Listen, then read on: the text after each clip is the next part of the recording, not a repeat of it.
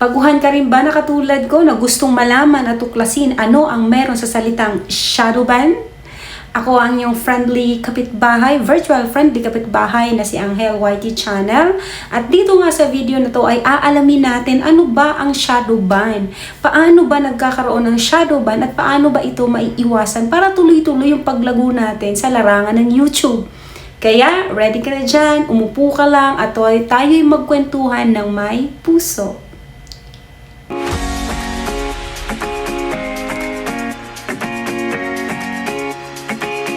So, eto na nga. Hindi naman lingid sa inyong kaalaman na ako ay isang baguhan. Makikita niyo naman yan sa numbers of subscribers meron ako at sa bilang ng mga videos ko, no?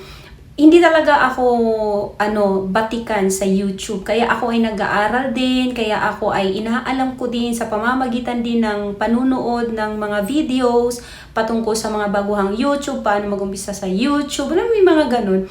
At kung paano iingatan natin yung channel natin. Kaya, napunta ako ngayon dito sa salitang shadow ban kasi ito yung magbibigay sa atin ng protection, mga small creator, na ingatan natin yung channel natin. At may napanood nga ako, at may nalaman ako, may napag-aralan ako, may nag-gain akong knowledge doon, at dahil doon, gusto ko din itong i-impart sa inyo. Ito yung value ng channel kong ito. Yung magbigay rin ng kaalaman, base din sa kaalaman na nalaman ko. Diba? Yung sharing is loving, kumbaga. So, balik tayo doon sa shadow ban. Ano nga ba yung shadow ban? So, eto na yon. Base sa aking na-research, ay eto lang naman yung time na kung saan ay para tayong hindi nag-i-exist sa mundo ni algorithm. Yung nag-upload naman tayo, pero parang ikaw lang yung nanunood. Di ba? Ay, one view. Yung one view na to, ako pa to. Nakakatawa. Basically, eto lang naman, ang shadow ban ay hindi yan eto yung hindi ipinapakita ni YouTube yung mga video natin sa mga baguhang tao or even siguro sa mga dating tao. Eto yung explanation ng iba, which is siguro may katotohanan din naman, di ba? So, kahit anong effort natin na inilagay dun sa video na in-upload natin, dahil nga tayo ay na-shadow ban ni Algo, ni YouTube, tayo ay invisible. Para tayong invisible. Kaya nga, shadow ban. Nasa dilim ka lang. Ang tanong, mananatili ba ako doon? Mananatili ba ang shadow ban sa atin? Hindi. May solusyon dyan. Kaya mamaya yan. So, sa pangalawang tanong, eto na. Naintindihan na natin kung ano ang shadow ban, di ba? Paano ka magkakaroon ng shadow ban? O paano ka pwedeng magkaroon ng shadow ban? Siyempre, hindi natin nanaisin na magkaroon ng shadow ban, di ba? So, pero paano? Paano ka pwedeng magkaroon ng shadow ban? Ito yung mga napag-alaman ko sa mga batikang content creator. Una pala, yung tinatawag na spamming or overload upload videos na kung saan wala namang masama siguro sa pag-upload, no, kahit ilang beses ka pa mag-upload sa araw-araw. Kaso dapat tama naman. Nagiging mali lang siya kung kapag ginagamitan mo siya ng mag-underfall siya sa spamming kapag gumagamit ka ng mga clickbaits na wala namang katotohanan. Okay lang naman para sa akin, okay lang naman gumamit ng clickbaits, pero dapat siguraduhin mo na yung salitang yun ay makikita naman dun sa video mo, di ba? Yung wala namang kasinungalingan. Like for example, sasabihin mo dun na I survived 5 minutes without breathing. Talaga ba? May ganun ba? So, parang alam mo yun, spamming siya. So, hindi siya ka-panipaniwala. At pwede yung magbigay ng warning siguro kay algorithm. Base lang din naman yan sa napag-alaman ko, no? Na kung mag-clickbait man tayo, gagamit man tayo ng mga clickbait, siguraduhin natin na yung clickbait na yun, makikita naman dun sa, or mapapatunayan naman kahit papano dun sa video na ina-upload natin. So, spamming nga naman talaga siya, di ba? Pangalawa is yung banned hashtags, di ba? Yung misleading hashtags, yung bang sasabihin, hashtag giveaways, pero sa video mo, wala ka naman dong giveaway. Hashtag Mr. Beast, yung sikat na sikat. Hindi ka naman si Mr. Beast. Di ba? Parang, Tapos, ayan na si police algorithm. Oy, wrong way ka. O, diba? Oy, may nagpe-pretend dito. Ay, bot to ah. Kaya, yun, tayo din yung gumagawa eh. Kasi hindi tayo nag-iingat sa mga hashtags na ginagamit natin. Which is, kahit ako ay baguhan, masasabi ko yun na, oo, tama nga naman, no? Pwede talaga tayong masyado ban kapag gano'n, na misleading yung mga hashtags natin, para lang talaga may manood, tapos at the end, yung nanonood sa atin ay, di naman to si Mr. Beast. O, diba? Kaya yun. Pangatlo ay yung community violations, yung community guidelines violations, di ba? Na, parang given naman to. Yung copyright issues. Tapos, under din pala yan sa violation, yung mga prank or yung mga joke na alam mo yung danger na para sa taong i-joke mo or ipa-prank mo. Like for example, kung si YouTube ay tao at ipa-prank mo, tapos yung prank mo nakakasama pala sa kanya or nakaka-leading doon sa hindi mabuti sa kanya, 'di ba? Madidisgrasya, magugustuhan kaya niya 'yun. Syempre hindi, 'di ba? Kung sasama ang loob mo, shadow ban talaga kita. Alam mo yung ganun. So, tama din naman talaga na kung magpa-prank or magjo-joke, yung nasa lugar din naman kahit papano, no? Nakakatawa man yan or nakakaano, ilagay natin sa tamang ayos.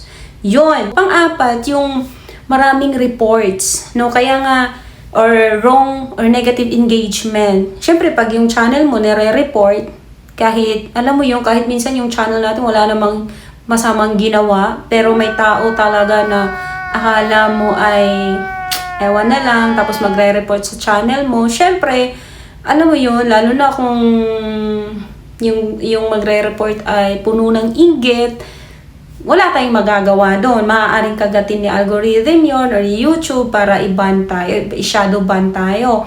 At the same time, yung pag-comment din natin ng negative, di ba? Kaya, minsan,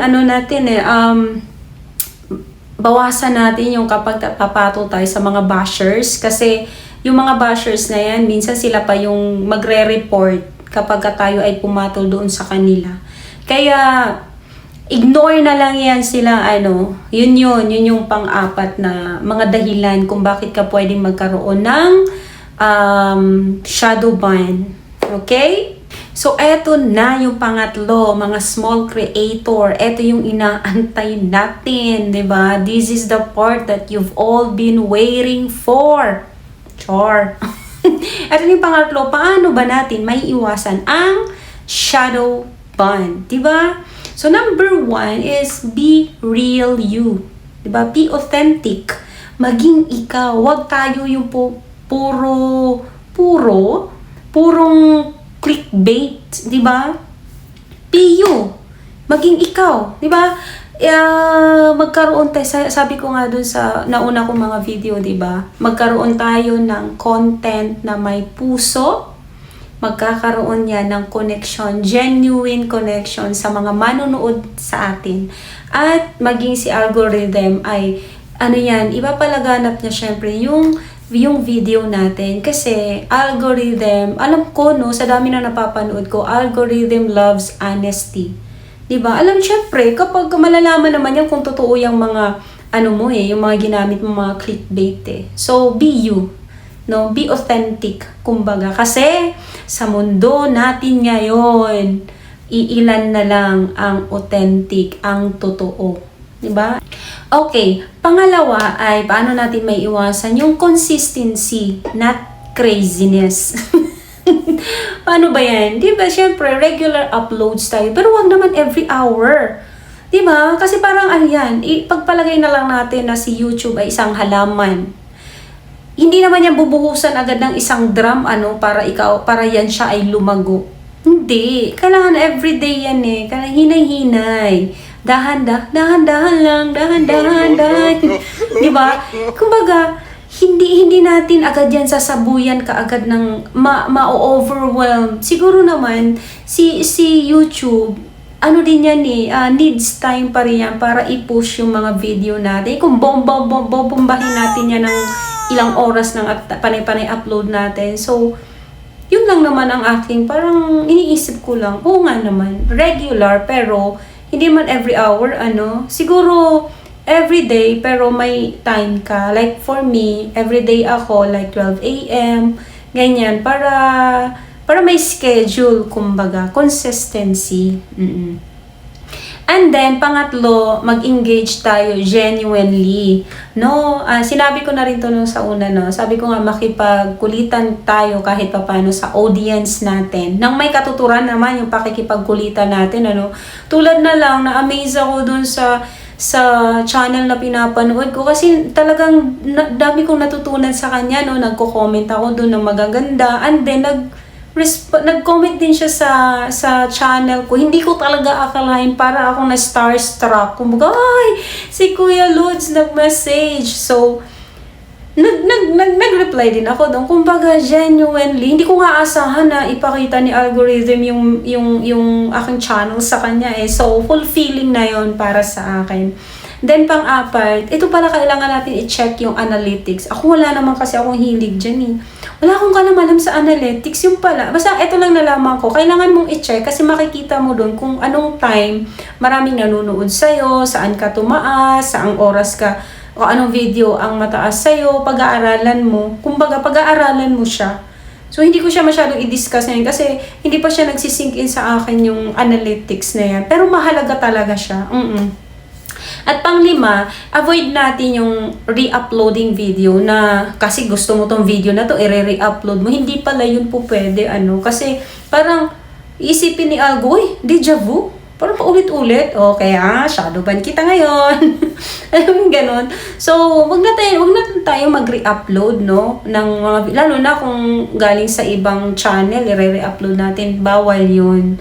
Hindi yun pwede. At saka, isa pa, din pala, no, naalala ko lang, yung palang pagko-comment at panunood ng video mo na sarili mong account or sarili mong mga channel, marami kang channel na ginawa para lang manood sa video mo, pero same account lang, under pala din yun ng spamming. So, iwasan natin yun na kasi nadidetect din pala yan ng algo or ni YouTube na kung anong account at kung ewan ko kung anong meron sa cellphone na nalalaman niya na yan din ang gamit mo. Alam mo yung parang, so wala talaga akong kalam-alam doon. Pero, ko lang siya, napanood ko lang siya na, ay, oo nga, pwede, no? Malalaman naman talaga. So, pwede talaga natin gawin yung mga tips na yon, sundin yung mga bagay na yon. Kasi, para rin naman yung sa atin, wala namang mawawala kung susunod tayo, di ba? Pinoproteksyonan lang natin yung channel na pinaghirapan natin, inumpisahan natin ng napagkatagal-tagal, tapos shadow ban lang. Though may solusyon, kaso nga lang, yun, matagal. So, ayun, mga ka-virtual, ang aking maibabahagi sa inyo ngayon na nalaman ko yung patungkol sa shadow ban. Tayo ay mag-ingat na hindi tayo ma-shadow ban. Tayo ay umiwas sa mga naibahagi ko at gawin natin yung tama na mga tips na naibahagi ko din. Kaya maraming ding salamat dun sa mga napanood ko, dun hindi ko sila maalala. Kaya kung nagustuhan mo tong video na to, paki-like, paki-subscribe, at paki-share na rin. Tandaan natin, dream it, film it, live it. Let's go. Mag-comment ka ha? Comment.